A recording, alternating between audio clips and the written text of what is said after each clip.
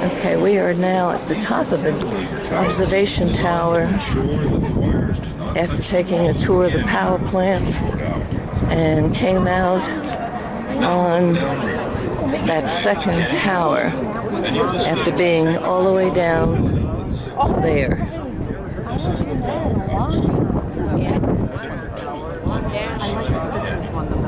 Each building contains two jet flow gates.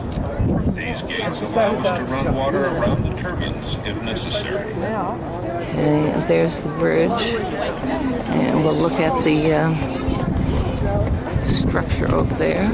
Above the valve houses, stretching across the canyon, are 6 3.5-inch diameter cables.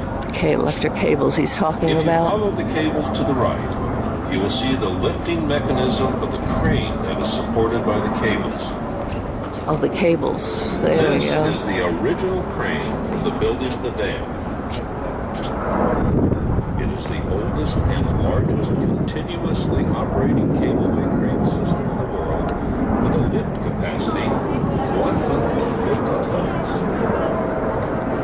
The crane is used to deliver large equipment from the road to the It was a very interesting tour downstairs. It was not worth taking a video, though.